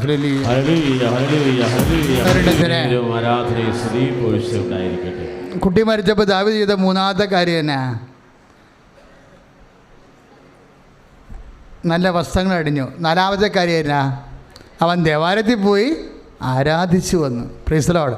5-ാമത്തെ കാര്യമാണ് ഏറ്റവും രസം. 5-ാമത്തെ കാര്യം എന്താണെന്നറിയാമോ? അവൻ വന്നിട്ട് ഊട്ടുമുറി വന്നിട്ട് അവൻ ഭക്ഷണം മേടിച്ച് കഴിച്ചു വന്നു. അപ്പോഴാണ് അവർക്ക് വിസ്മയമായത്. അവർ പറഞ്ഞു, പ്രഭു, ഈ ഭക്ഷണം കഴിക്കാനാണ് നിന്നെ ഞങ്ങൾ ഇന്നലെ വിളിച്ചത്. അപ്പോൾ വിളിച്ചവൻ്റെ കണ്ണക്കൂറ്റി നീ അടിച്ച് പോയിച്ചായിരുന്നു. അപ്പം കൊച്ചു മരിച്ചിട്ടില്ലായിരുന്നു, ഇപ്പം കൊച്ചു മരിച്ചു. അപ്പം നീ എന്താ കാണിച്ചിരിക്കണത്? നീ കുളിച്ചു, നീ നല്ല വസ്ത്രമിട്ടു, നീ സെൻറ്റ് പൂശി, നീ ദേവാലയത്തിൽ പോയി പ്രാർത്ഥിച്ചു, ഇപ്പം ഇതാ ഭക്ഷണവും ചോദിക്കുന്നത്. അപ്പോൾ ദാവീദ് എന്താ പറഞ്ഞത്? കർത്താവ് അവനെ തിരിച്ചു തരാൻ ദൈവത്തിന് മനസ്സുണ്ടെങ്കിൽ എൻ്റെ ചരം പൂശിയ അവസ്ഥ കണ്ടിട്ട് കർത്താവ് തരട്ടെ എന്നാണ്.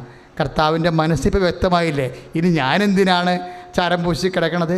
ഞാൻ കർത്താവിൻ്റെ മനസ്സിന് സമർപ്പിച്ചിരിക്കുന്നു. സ്വർഗസ്ഥനായ പിതാവ് എൻ്റെ പ്രാർത്ഥന ബൈബിൾ അവിടുന്നേ തുടങ്ങി വരികയാണ്. അങ്ങയുടെ നാമം പൂജിതമാകണമേ. കൊച്ചു മരിച്ചാലും വേണ്ടില്ല. അവൻ കുളിച്ചപ്പോൾ എന്താ പറയണത്? എൻ്റെ കുട്ടി മരിച്ചാലും വേണ്ട, അങ്ങയുടെ നാമം പൂജിതമാകണമേ, അങ്ങയുടെ രാജ്യം വരണമേ, അങ്ങയുടെ തിരുമനസ്സ് നിറവേറണമേ. ദൈവത്തിൻ്റെ തിരുമനസ്സിനെ മഹത്വപ്പെടുത്തുകയാണ്. അതാണ് ഈശോ ചെയ്തത്, അതാണ് നമ്മൾ ചെയ്യുന്ന ഉടമ്പടിയിലൂടെ. എന്തെങ്കിലും കാര്യങ്ങൾ കൈവിട്ട് പോയെന്ന് കണ്ടാൽ എൻ്റെ മക്കൾ സമർപ്പിച്ചിട്ട് ഫ്രഷാകണം. സ്റ്റീഫൻ്റെ മുഖം പോലെ 7:55 നടപടി പുസ്തകം പോലെ ദൈവദൂതന്മാരെ പോലെ ഇരിക്കണം. അപ്പോൾ ദൈവത്തിന് അറിയാൻ പറ്റും നീ ദൈവത്തിലാണ് വിശ്വസിക്കുന്നത്, പിശാചിലല്ല, ജീവിതത്തിലല്ല, ലോകത്തിലല്ല എന്ന്. കൈയിടിച്ച് കർത്താവ്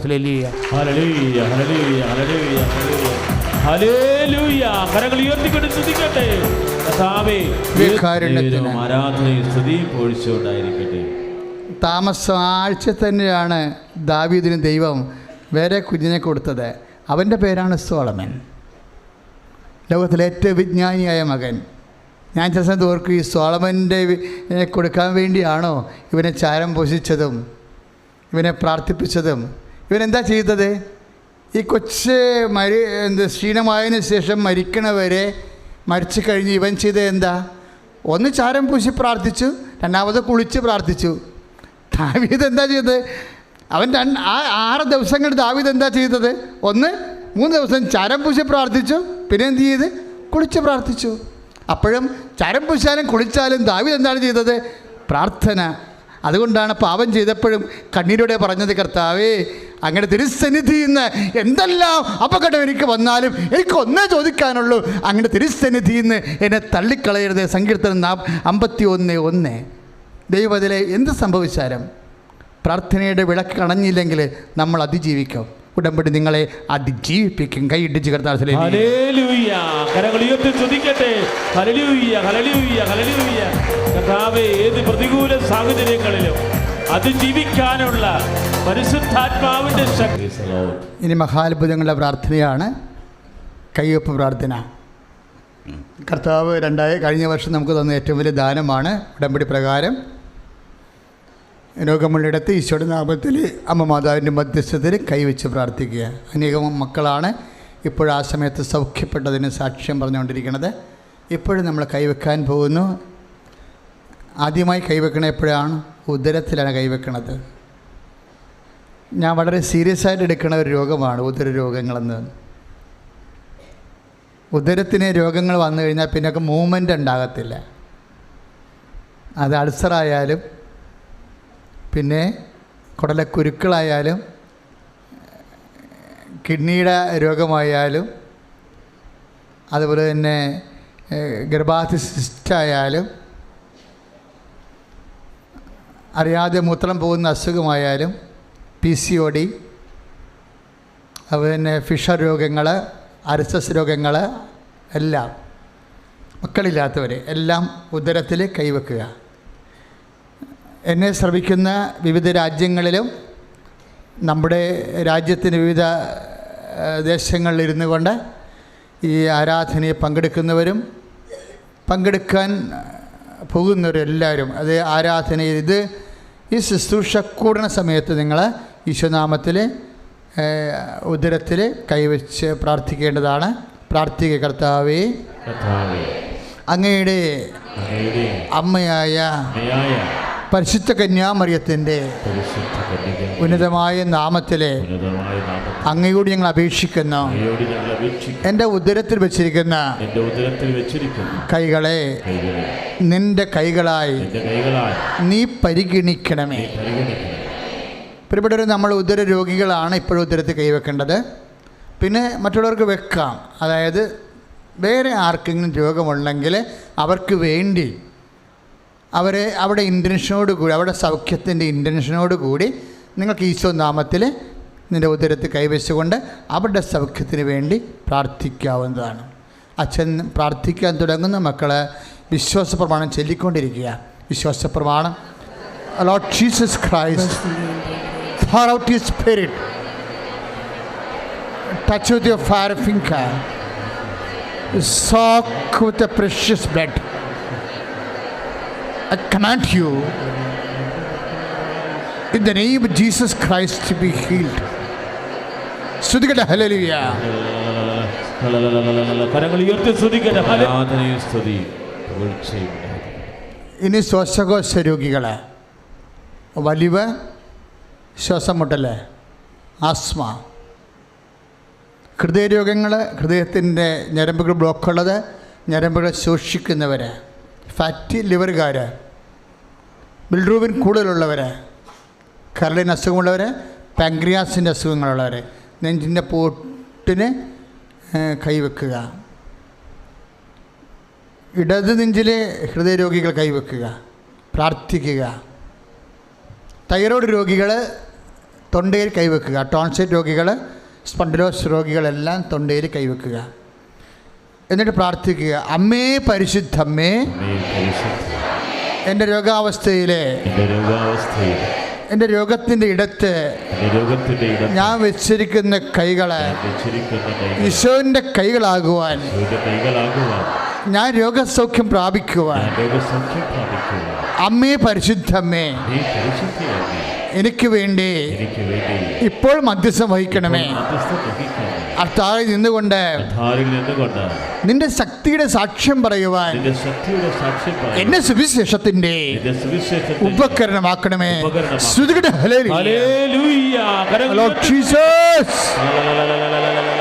അതുണ്ടാവണം നിർബന്ധമില്ല.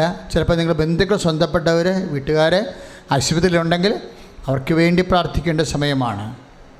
മുട്ടിക്കൊഴിയുന്നവരെ ശരീരത്തിന് ചൂട് കയറിയിട്ടേ, ക്രമാതീതമായ ചൂട് കയറിയിട്ട് വ്യത്യസ്തമായ ത്വക്ക് രോഗങ്ങൾ, മുടിക്കൊഴിച്ചിലൊക്കെ ഉണ്ടാകുന്നവർ, പല്ലുവേദനക്കാർ,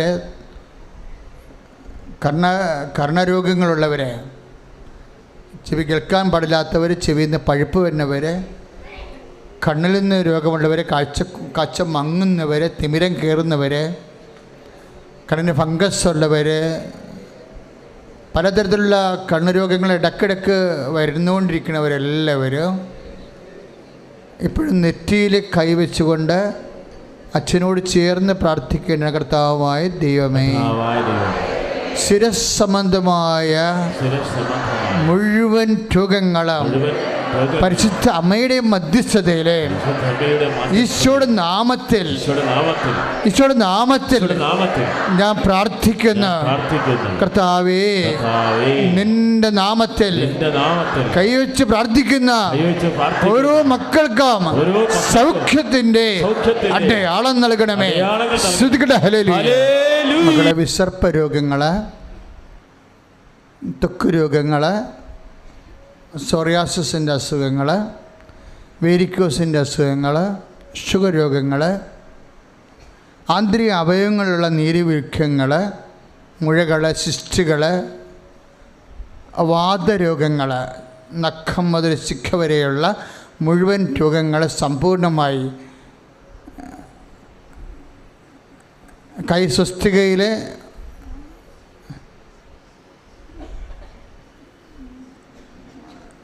പൂർണ്ണമായി കർത്താവിൻ്റെ തിരുസന്നിധിയിൽ പ്രാർത്ഥനാപൂർവം സമർപ്പിക്കുക. കണ്ണുരോഗങ്ങളെ ഈശോ, കണ്ണിൽ ചോരപ്പാടുകൾ കൂടി വരികയും കണ്ണിന് കാഴ്ച മങ്ങുകയും ചെയ്യുന്നവർ, ലെൻസിന് കാഴ്ച മങ്ങുന്നവരൊക്കെ കർത്താവ് സ്പർശിച്ചുകൊണ്ട്, നാസികയിൽ സിസ്റ്റ് വളരുന്നവരെ ഒക്കെ കർത്താവ് സ്പർശിച്ചു കൊണ്ടിരിക്കുന്നു. വല്ലാണ്ട് വിയർക്കുന്നവരെ, വിയർക്കുന്നവർ, തലപ്പുകച്ചിലുണ്ടാകുന്നവരെ കർത്താവ് സ്പർശിച്ചു കൊണ്ടിരിക്കുന്ന, മുട്ടുവേദനക്കാർ, നിലത്ത് കുത്താൻ പാടുള്ളവർ പ്രാർത്ഥിക്കാൻ പോകുന്നതിൻ്റെ ഇടയ്ക്ക് കുടലിങ്ങനെ പിരിഞ്ഞു കണ്ടിച്ചിരിക്കുക, കുടൽ നീർക്കോള് കൊള്ളുക, ആഹാരം ദഹിക്കാണ്ടിരിക്കുക, കുറേ ക്യാപ്സ്യൂൾ കഴിച്ചുകൊണ്ടിരിക്കുക രോഗിയെ കർത്താവ് ഇപ്പോഴും സുഖപ്പെടുത്തിക്കൊണ്ടിരിക്കുന്ന. ഹല്ലേലൂയ.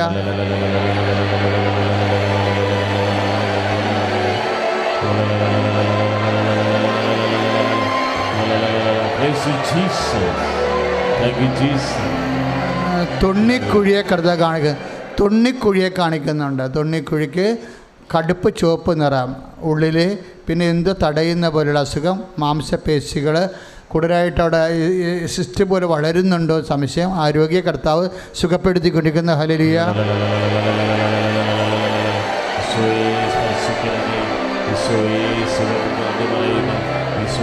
നാവിനെ സുഖപ്പെടുത്തുന്നുണ്ട്. നാവിന് അസുഖമുള്ളവർ, നാവിൻ്റെ ചുവടിന് അസുഖമുള്ളവരെ കർത്താവ് സുഖപ്പെടുത്തുന്നുണ്ട്. ക്കാൻ പറ്റാത്തവർ, അതായത് ഒരു ബോൾ എടുത്താൽ അത് അത്രയും മാത്രമേ കൈവിരലുകൾ ഉള്ളിലോട്ട് മടങ്ങത്തുള്ളൂ. ആ വ്യക്തിയെ കർത്താവ് സ്പർശിച്ചു കൊണ്ടിരിക്കുന്ന. ഹല്ലേലൂയ.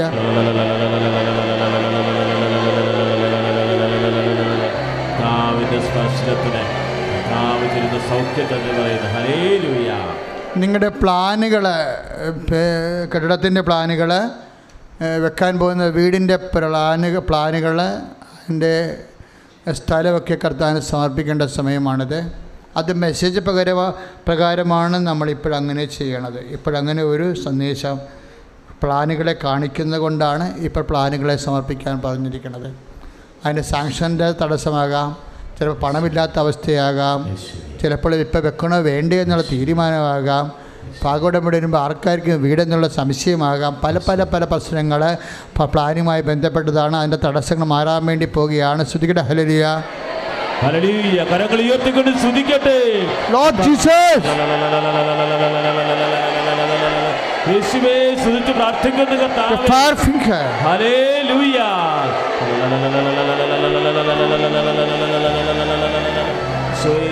പാടശേഖരങ്ങൾ, ഒരു മൂവ്മെൻ്റ് ഇല്ലാതെ കിടക്കുന്ന പാടശേഖരങ്ങളാണ്. കൃഷി ചെയ്യാനും പറ്റണില്ല, വിൽക്കാനും പറ്റണില്ല, കടം വെക്കാനും പറ്റണില്ല, ഒന്നും ചെയ്യാൻ പറ്റണില്ല. അതുമൂലം ഉണ്ടാകുന്ന കുറേ വിഷയങ്ങൾ. ഒരു 57 സെൻറ്റ് ഇങ്ങനെ നമ്പർ ഇതുവരെ കാണിക്കുന്നുണ്ട്. പക്ഷേ പാടശേഖരങ്ങൾക്ക് പൊതുവേ ഉണ്ടായിരിക്കുന്ന എന്ത് വിഷയമാണ് അതിനെക്കൊണ്ട് സമൂഹ നന്മയോടുകൂടി ദൈവം തീരുമാനിക്കേണ്ടത് ആ വിഷയത്തിന് വേണ്ടി സമർപ്പിക്കട്ടെ. സ്തുതിക്കട്ടെ. ഹല്ലേലൂയ. ഹല്ലേലൂയ. കരങ്ങൾ ഉയർത്തി സ്തുതിക്കട്ടെ. ഹല്ലേലൂയ. കർത്താവേ, അങ്ങയുടെ കനിവാർന്ന സ്നേഹം അഭിഷേകമായി ചൊരിയണമേ. എല്ലാ മേഖലകളിലും സ്പർശിക്കണമേ. തീർപ്പ് കൽപ്പിക്കണമേ. പഠിക്കുന്ന കുഞ്ഞുങ്ങൾ, പഠിക്കാൻ പറ്റാതിരിക്കുന്നവർ, പഠിച്ച് തലേ കയറാത്തവർ, എപ്പോഴും ഉറക്കമുള്ളവർ, പലതരം ടെസ്റ്റുകൾ, ഇൻ്റർവ്യൂ, യോഗ്യതാ പരീക്ഷ, മത്സര പരീക്ഷ ഒക്കെ എഴുതാൻ പോകുന്നവർ, എഴുതിക്കൊണ്ടിരിക്കുന്നവർ, എഴുതിക്കഴിഞ്ഞവർ, റിസൾട്ട് പ്രതീക്ഷിക്കുന്നവരൊക്കെ നമ്മൾ സമർപ്പിച്ച് പ്രാർത്ഥിക്കേണ്ട സമയമാണ്. മത്സര പരീക്ഷകൾ, യോഗ്യതാ പരീക്ഷകൾ,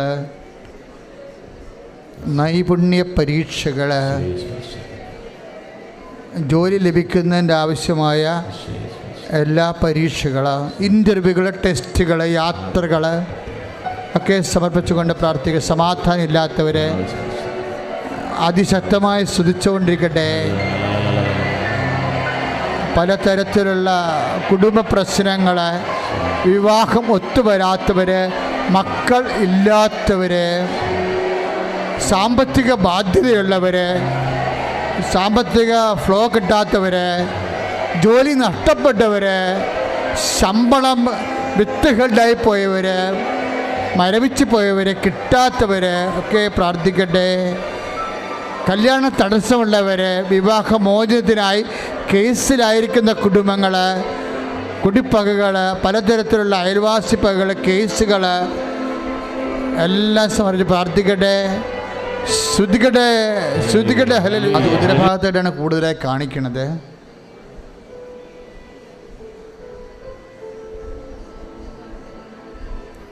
നിങ്ങളുടെ വ്യക്തിപരമായ ആവശ്യങ്ങളൊക്കെ ഇപ്പോൾ പ്രാർത്ഥിക്കേണ്ടതാണ്. വഴിപ്പിഴക്കിൽ പോയിട്ടുള്ള വിശ്വാസ പ്രതിസന്ധി അനുഭവിക്കുന്നവർ, വിശ്വാസത്തിൽ നിരക്കാത്ത സ്നേഹ പ്രണയബന്ധങ്ങൾ, കുഞ്ഞുങ്ങളെ വിശ്വാസം വളർത്തുവാൻ സാധിക്കാത്ത വിധത്തിൽ ചെന്ന് അകപ്പെട്ടിരിക്കുന്നവർ എല്ലാം സമർപ്പിച്ച് പ്രാർത്ഥിക്കേണ്ടതാണ്.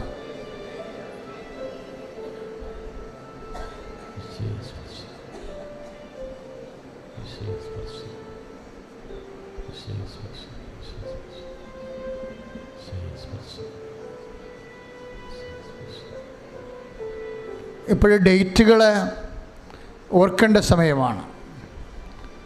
പലതരം ഡേറ്റുകൾ, സമയം നമ്മുടെ ജീവിതത്തിൽ ദൈവിക ഇടപെടലിൻ്റെ സമയമാണ്. അക്കാലത്താണ് മോശ പിറന്നതെന്ന് പറഞ്ഞില്ലേ? ഇപ്പം കാലം ഒരു പ്രധാനപ്പെട്ട വിഷയമാണ്. ദൈവം അനുഗ്രഹിക്കാൻ വേണ്ടി ഭൗതിക ലോകത്തെ ഒരു നിശ്ചിത സമയം തിരഞ്ഞെടുത്തു. അത് പരിശുദ്ധ അമ്മയുടെ മധ്യസ്ഥതയിൽ ഏറ്റവും വേഗമാകാനാണ് നമ്മൾ ഉടമ്പടി ചെയ്തിരിക്കുന്നത്. കാലത്തിൻ്റെ സമ്പൂർണതയിൽ അവൻ തൻ്റെ പുത്രനെ അയച്ചുവെന്നില്ലേ? കാലസമ്പൂർണത ഗലാത്യർ 4:4 നമ്മളെ സംബന്ധിക്കുന്ന അനുഗ്രഹത്തിൻ്റെ കാലസമ്പൂർണത പരിശുദ്ധ അമ്മയുടെ മധ്യസ്ഥ സ്വാധീനത്തിൽ എത്രയും വേഗമാകാനാണ് നമ്മൾ ഉടമ്പടി ചെയ്തിരിക്കുന്നത്. അപ്പം അവൻ്റെ കാലം ഓർക്കുക. കല്യാണത്തിൻ്റെ ദിവസം, മനസ്സമ്മതത്തിൻ്റെ ദിവസം, സ്ഥലമളവിൻ്റെ ദിവസം, പരീക്ഷാ ഡേറ്റുകൾ, യാത്രാ ഡേറ്റുകൾ, ഉടമ്പടി ഡേറ്റുകൾ എല്ലാം ഓർക്കുക. ഭാഗ ഉടമ്പടി ഡേറ്റുകൾ, ഓപ്പറേഷൻ ഡേറ്റുകൾ, ആശുപത്രി പോകുന്ന ഡേറ്റുകൾ എല്ലാം, നിന്നോട് ബന്ധപ്പെട്ട മുഴുവൻ ഡേറ്റുകൾ പരിശുദ്ധ എന്ന് പറയുക. അച്ഛനോട് ചേർന്ന് പ്രാർത്ഥിക്കുക. ഈ ശുശ്രൂഷ ലൈവായി കൂടുന്ന എല്ലാവരും അവരുടെ പ്രധാനപ്പെട്ട ഡേറ്റുകൾ ഇപ്പോഴേ മൊബൈലിലേക്ക് മെസ്സേജ് ചെയ്യേണ്ടതാണ്. ഞങ്ങളതിനു വേണ്ടി പ്രാർത്ഥിച്ചുകൊണ്ടിരിക്കുന്നു. നിങ്ങളെ ഓർത്താണ് ഞങ്ങളിവിടെ ആരാധന നടത്തുന്നത്.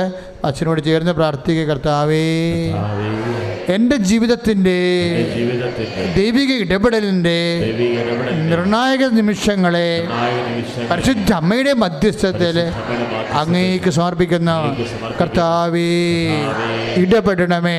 സ്തുതിക്കട്ടെ. ഹല്ലേലൂയ.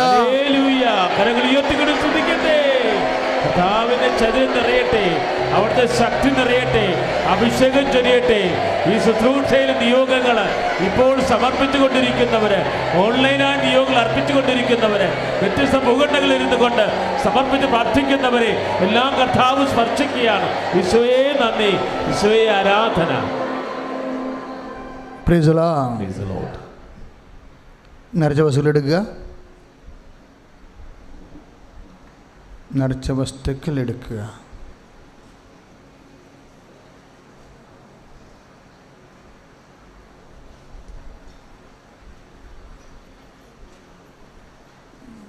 ശ്രദ്ധിക്കുക, ഉടമ്പടി 1ഉം 2ഉം പുതുക്കുന്നതിന് പ്രേക്ഷിത പ്രവർത്തനത്തിൻ്റെ കാർഡുകളെ ഓഫീസിൽ കാണിച്ചാൽ മതിയാവും.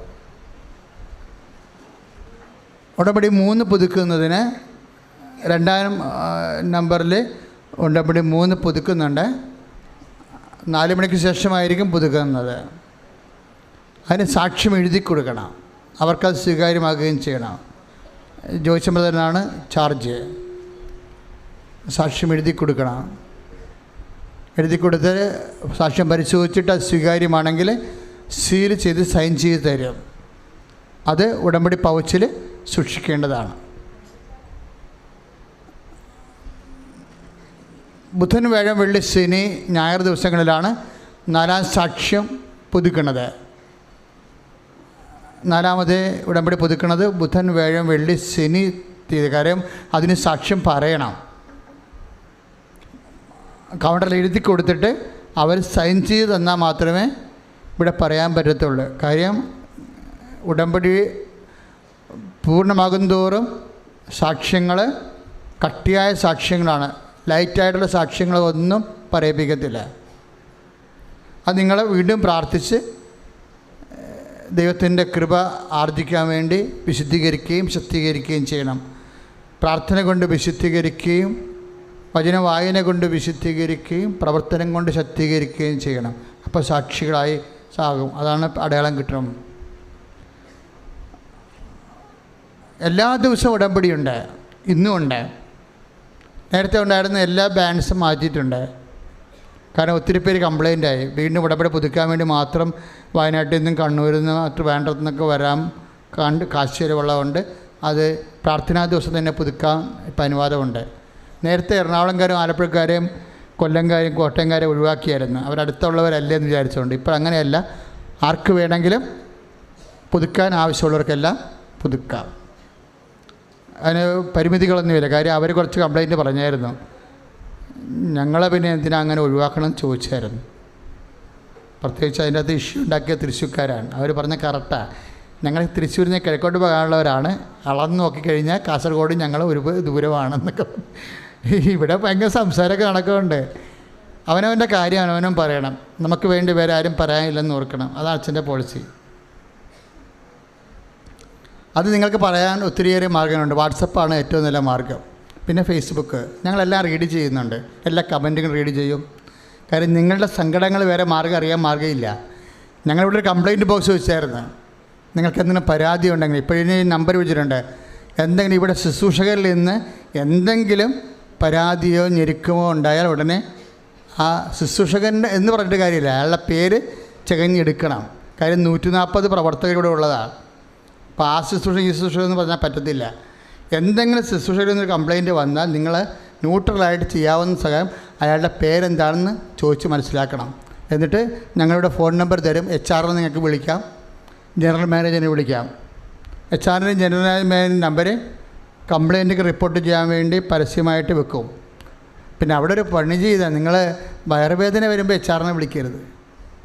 അത് നമ്മുടെ എന്ത് നമ്പർ കൃപാസനം തന്നാലും ഉടനെ നിങ്ങൾ ക്ഷീണം വിളിച്ച് പറയും.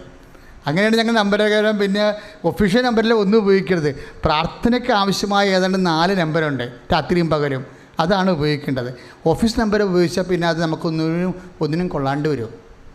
അപ്പം അതുകൊണ്ട് ഇതുപോലുള്ള കാര്യങ്ങൾ ഓഫീസ് നമ്പറിലാണ് പറയേണ്ടത്. എന്തെങ്കിലും വിഷയങ്ങളുണ്ടായി, ഒരാളിപ്പോൾ റഫായിട്ട് പെരുമാറി, അല്ലെങ്കിൽ സംസാരത്തിൽ എന്തെങ്കിലും നിങ്ങൾക്ക് വിഷമമുണ്ടാക്കുന്ന രീതി, പ്രാർത്ഥനയുടെ അരുവി ഇല്ലാത്ത രീതിയിൽ സ്വരമുണ്ടാക്കി സംസാരിച്ചു. കാര്യം പല കുടുംബങ്ങളിൽ നിന്ന് വന്ന ആൾക്കാരാണ്. അപ്പോൾ നമ്മൾ മരിയൻ തപസ്സൊക്കെ കൂടിയൊക്കെ തന്നെ പ്രാർത്ഥിച്ചേക്കുന്നവരെ എടുത്തിരിക്കണത്. പക്ഷെ തിരക്ക് കൂടുമ്പോൾ ചില ആൾക്കാരുടെ സ്വഭാവത്തിൻ്റെ അകത്ത് ചില നിറഭേദങ്ങൾ കാണുന്നുണ്ട്. അതുകൊണ്ടാണ് ഇപ്പോൾ ഇങ്ങനൊരു സംവിധാനം ഉണ്ടായത്. വരുന്ന ഒരിക്കലും ബുദ്ധിമുട്ടുണ്ടാവാതിരിക്കാനാണ്. എന്തെങ്കിലും ഇഷ്യൂസ് ഉണ്ടായി അപ്പോൾ തന്നെ, ഇപ്പം നിങ്ങൾക്ക് തന്നെ ഒരു തർക്കം ഉണ്ടായി, നിങ്ങൾക്കതിന് ഒരു പരാതി പറയാനുണ്ടായി, അപ്പോൾ നിങ്ങൾ ആ നമ്പറിൽ വിളിച്ച് പറയണം. അപ്പോൾ നമ്പർ പ്രദർശിപ്പിക്കും. അടുത്ത ആഴ്ച മുതൽ ആ നമ്പർ ഓപ്പണായിട്ട് കാണിക്കും. എന്ത് വിഷയം ഉണ്ടെങ്കിലും നിങ്ങൾക്ക് വിളിച്ച് പറയാൻ വേണ്ടി. ഇപ്പോൾ പ്രത്യേകം ശ്രദ്ധിക്കണം. പിന്നെ നേരത്തെ ഇന്ന് പുതുക്കിയവരല്ല, ഇന്ന് പുതുക്കാമുള്ളവരല്ല, നേരത്തെ 3 പുതുക്കിയവർക്ക് സാക്ഷ്യം പറഞ്ഞിട്ടുണ്ടെങ്കിൽ നമുക്കറിയാമല്ലോ. ഇപ്പോഴ് 5 പുതുക്കിയവരാണ്. ഇപ്പോൾ ആദ്യം ചെയ്യാൻ പോണത് എന്താ അച്ഛൻ ചെയ്യണത്? 3:30 3:15 അച്ഛൻ വരണത് ഇവിടെ. രോഗികളെ എല്ലാം പ്രാർത്ഥിക്കും. എന്നുവെച്ചാൽ ക്യാൻസർ രോഗികൾ, കിഡ്നി രോഗികൾ, തൈറോയ്ഡ് രോഗികൾ, തൈറോയ്ഡല്ല ക്യാൻസർ, കിഡ്നി, കരൾ, പിന്നെ അപൂർവ രോഗങ്ങൾ. അതിന് നിങ്ങൾക്ക് ഓഫീസിൽ നിന്ന് നമ്പർ കിട്ടും. എനിക്കുണ്ട് 2ാം നമ്പറിലാണ് ചീട്ട്, രോഗികളുടെ ചീട്ട് കൊടുക്കണമെന്ന് തോന്നണം. അത് ഓഫീസ് നമ്പർ വാങ്ങിച്ചിട്ട് ചീട്ട് വാങ്ങിക്കണം. ചീട്ട് വാങ്ങിക്കാതെ തിടുക്കമാണ്, ധൃതിയാണെന്ന് പറഞ്ഞ് നോക്കിയെന്ന് വെച്ചും അത് നോക്കിയെന്ന് വെച്ചാൽ ഇവിടെ ചീട്ടില്ല വരരുത്. കാരണം ചീട്ട് കഴിഞ്ഞാൽ പിന്നെ അച്ഛൻ ആരെയും നോക്കത്തില്ല. അത്യാവശ്യക്കാരൊക്കെ അവിടെ പോയി, കാര്യം ഈ പ്രാർത്ഥന കഴിഞ്ഞ് വരുന്നവരാണ് ചീട്ടില്ലാതെ വരണത്. അതാണ് ഞങ്ങളുടെ കണക്കൂട്ടൽ. അതാണ് പ്രാർത്ഥനയ്ക്ക് വരത്തില്ല. അവർ ഈ തിക്കിലും ധൃതിയും നിൽക്കാൻ അവർക്ക് പറ്റത്തില്ല. അവരെന്ത് ചെയ്യും? നൂറ്റാട് എന്ന് വെച്ചും ആ സമയമാകുമ്പോൾ ഓടി വരും. അങ്ങനെയുള്ളവർ പ്രാർത്ഥിപ്പിക്കത്തില്ല. കാര്യം പ്രാർത്ഥനയ്ക്കാണ് നമുക്ക് പ്രാധാന്യം, അതിന് രോഗത്തിനല്ല പ്രാധാന്യം. അങ്ങനെയുള്ള കാരുണ്യമൊന്നും പ്രതീക്ഷിക്കേണ്ട. ദൈവത്തെ മാറ്റി നിർത്തിക്കൊണ്ടുള്ള അഡ്ജസ്റ്റ്മെൻ്റ് ഒന്നുമില്ല.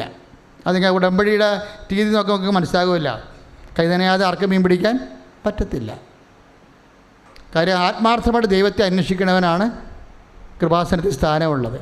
അല്ല ഒക്കട്ട കിട്ടിയാൽ ഊട്ടി അങ്ങനെയുള്ള ആൾക്കാരെ ഒന്നും ഇവിടെ സപ്പോർട്ട് ചെയ്യത്തില്ല, വെൽക്കം ചെയ്യത്തില്ല. നേരെ അവൻ കർത്താവിൻ്റെ സാക്ഷിയായിരിക്കണം 1 മാസത്തിനുള്ളിൽ. അപ്പം അതുകൊണ്ട് ചീട്ട് കൊടുക്കണ സമയമുണ്ട്. നിങ്ങൾ പോയി ഭക്ഷണം കഴിക്കാൻ സമയമുണ്ട്. ഇന്ന് ഉപവാസം ഇല്ലാത്ത ദിവസമാണ്. തിങ്കളാഴ്ച നമുക്ക് ഉപവാസമില്ല. ഉടമ്പടി ഉപവാസം ബുധനാഴ്ചയും ശനിയാഴ്ചയുമാണ്. ഭക്ഷണമൊക്കെ കഴിച്ചിട്ട് റെഡിയായിട്ട് വന്നിട്ട് നിങ്ങൾ 4 മണി തൊട്ട് ഉടമ്പടി ക്ലാസ്സാണ്. ക്ലാസ് കഴിയുമ്പോൾ മാത്രമേ ഉടമ്പടിയുടെ ഫോം തരത്തുള്ളൂ. പണ്ടെന്നാ പരിപാടി എന്നറിയാമോ? ഫോം മേടിച്ചുകൊണ്ട് പോകും. എന്ന് ഭക്ഷണം കഴിച്ചിട്ട് ഹിമാലയത്തിൻ്റെ മതിലെ വെച്ച് പൂരിപ്പിക്കുക. എന്നാ പൂരിപ്പിക്കണമെന്ന് അറിയത്തില്ല. അങ്ങനെ കൊണ്ടുവന്ന് കുറേ ഇട്ടിട്ടുണ്ടായിരുന്നു, അതൊക്കെ പോയി. അതുകൊണ്ട് ഉടമ്പടിയുടെ മെയിൻ എന്ന് പറയുന്നത് അതിൻ്റെ ക്ലാസ്സുകളാണ്. ക്ലാസ്സുകൾ ഇങ്ങനെ വന്നുകൊണ്ടിരിക്കുകയല്ലേ. പുതിയ സബ്ജക്റ്റ് ആയത് കാരണം അത് പഠിക്കാതെ നമുക്ക് ചെയ്യാൻ പറ്റത്തില്ല.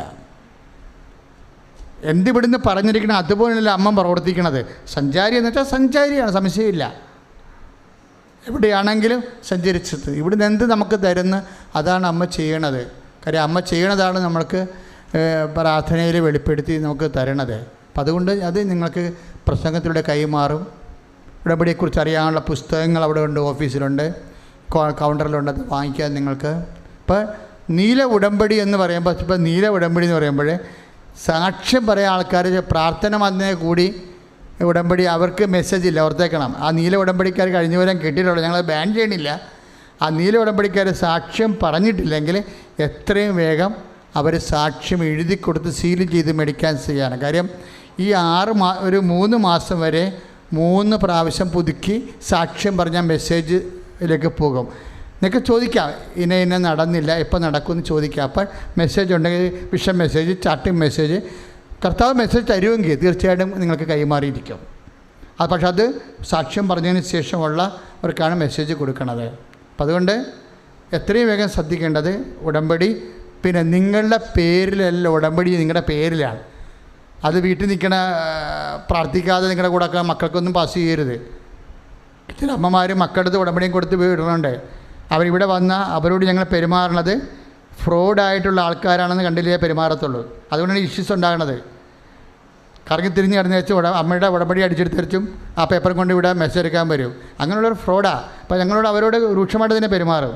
ഒരു കോംപ്രമൈസ്. ഒന്നാമത്തെ ജ്ഞാനത്തിൽ ഒപ്പിട്ടിരിക്കുന്നവരാരാണെന്ന് നോക്കും. നിങ്ങൾ സാക്ഷ്യം പുതുക്കിയെന്ന് പറഞ്ഞാലും കാര്യമില്ല. ഉടമ്പടി പുതുക്കിയെന്ന് പറഞ്ഞാൽ ആ ഓരോ സംഭവം പുതുക്കിയിരിക്കണത് ആരാണെന്ന് ഞാൻ നോക്കും. കാരണം ദൈവത്തിനെ പറ്റിക്കാൻ പറ്റത്തില്ല. ഉടമ്പടിയാണിത്. ഉടമ്പടിയുടെ ആദ്യ അവസാനങ്ങളെല്ലാം കൃത്യമായിരിക്കണം. നിങ്ങളെ ഉടമ്പടി പത്രം സൂക്ഷിച്ച് വെക്കണം, വളരെ സൂക്ഷിച്ച് വെക്കണം. ഉടമ്പടിക്കിൻ്റെ കയ്യിൽ നിന്ന് പോയാൽ 1 കൊല്ലം പോയി നിങ്ങളുടെ. അത് പിന്നെ നിങ്ങളുടെ ആരെങ്കിലും എടുത്തുകൊണ്ട് പോയി എന്നൊക്കെ പറഞ്ഞൊരു കാര്യമില്ല. അപ്പോൾ അതുകൊണ്ട് ഉടമ്പടി ഏറ്റവും പ്രധാനപ്പെട്ടത് ഉടമ്പടി പത്രം തന്നെയാണ്. ഉടമ്പടി പത്രം സൂക്ഷിച്ച് വെക്കണം. പ്രാർത്ഥന കഴിയുമ്പോൾ തിരിയെല്ലാം എടുത്ത് പെട്ടി സൂക്ഷിച്ച് വെക്കണം. കാരണം നമ്മൾ ദൈവമായി ചെയ്തിരിക്കുന്ന ഉടമ്പടിയിൽ ലഭിച്ച വിശുദ്ധ വസ്തുക്കളിലൂടെയാണ്. ഇപ്പോൾ ഒരു സിനിമോൾ എന്താ സാക്ഷ്യം പറഞ്ഞത്, എന്നെ നിർത്തിയിരിക്കണത് തന്നെ 10 ലക്ഷം പേർക്ക് വരുന്ന ഒരാൾക്ക് വരുന്ന രോഗമാണ് എനിക്കുള്ളത്. 10 ലക്ഷം പേർക്ക് എന്നെ നിർത്തിയിരിക്കണത് തന്നെ കൃപാസനം നേർച്ച വസ്തുക്കളാണെന്ന് പറഞ്ഞില്ലേ. അതാണ് ആ സാക്ഷ്യം, അനുഭവമാണ് അവരെ പറയണത്. അപ്പോൾ അത് നേർച്ച വസ്തുക്കൾ കൊണ്ടുപോയാൽ അത് നിങ്ങളെ ഉപയോഗം കഴിഞ്ഞ് പെട്ടി വെക്കണം. ആരും എടുക്കരുതത്. നിങ്ങൾ ആരാണ് ഉടമ്പടി ചെയ്തിരിക്കണത് അവരുടെ അവകാശമാണ്. അപ്പം അതുകൊണ്ട് വളരെ ശ്രദ്ധിക്കുക. പിന്നെ ഈ കൃപാസനം നേർച്ച വസ്തു എന്ന് പറയണത് ഇതിൻ്റെ അകത്ത് മാത്രമേ കിട്ടത്തുള്ളൂ. പുറത്ത് നാട്ടുകാർ അവരുടെ ജീവിത മാർഗത്തിന് വേണ്ടി വിൽക്കുന്നുണ്ട്.